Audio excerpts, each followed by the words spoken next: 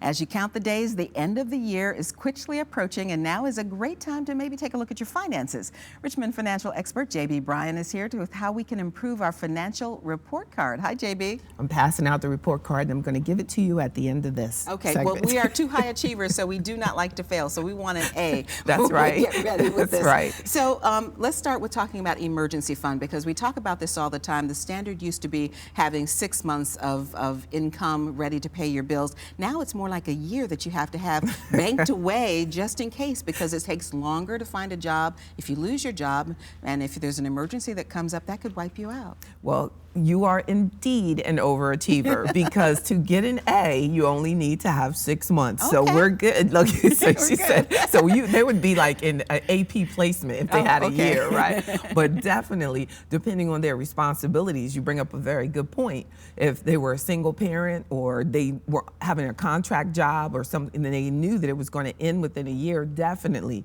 having 1 year of an emergency fund would be great for them. So I'm any glad great you tips said that. on how to start that saving, putting a little bit away? Start immediately and make sure that you're living below your means, because other categories of the report card will total up to nowhere near 100%. So if you're not saving every month for your emergency fund or for your retirement accounts, then that means that you're definitely failing in some of the other areas. Maybe giving up something, a treat a day, like that extra coffee or that snack that you run to the the machine for at lunchtime.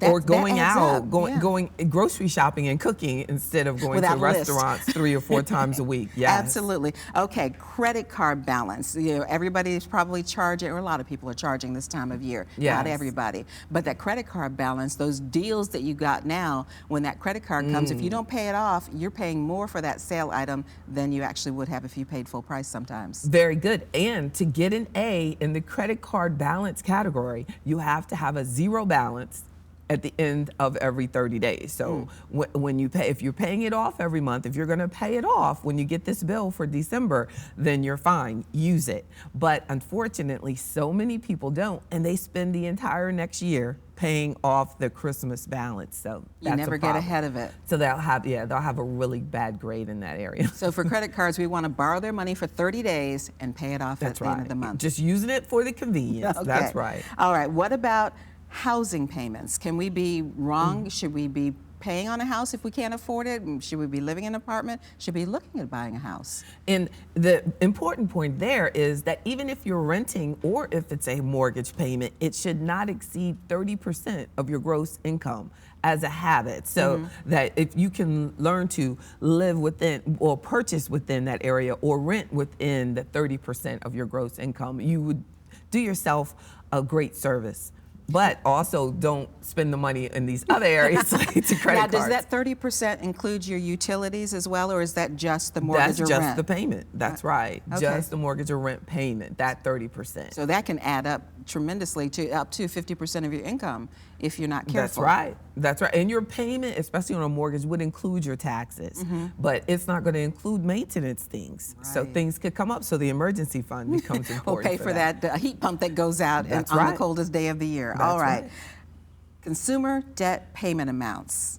Yes. You're saying we should have zero credit card debt. That's but right. What about other debt? And the consumer debt payment amount would be your school loans, your car payments, your personal loans. They should be no more than 15% of your gross income. So those payments should be low, and you should be saving for things like a car so that you don't have a big car payment. So part of your goal of the extra money, if you have 15% plus 30% for housing, then you have a considerable amount of your income that you could still be saving for your long-term financial goals. That's the key. That's right. Why do financial goals matter, and how can we kind of get on track?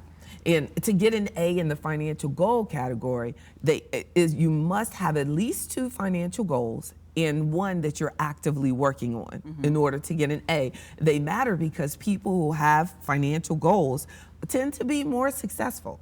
They tend to reach their financial goals if you have the goals. If they tend to have the savings, they tend to have the emergency fund, but it first has to be part of your plan. You have to establish these goals. So they're important because you'll live a much less stressful life in January.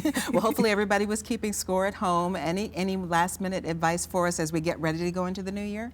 make sure that you do realize how important accountability is. We're calling it a report card, but the bottom line is that you need to be accountable. You need to know where you are financially. You need to be in tune with these things. We tend to avoid the things that we really need to be focusing on, and they don't want to think about the negative things, but it's very important to really realize if you have a C in an emergency fund area, you can bring that up by actively saving and saving for your fund. Well, we will work on emergency that. fund. That's JB right. Bryan, thanks so much for joining us today, and Happy New Year. Thank you. You as well. Thank you much. you. JB Bryan offers free money seminars every Wednesday at noon and on select Saturday mornings at 10 at our office in Glen Allen. You do need to pre-register. Just visit us online at WTVR.com/VTM for a link to more information.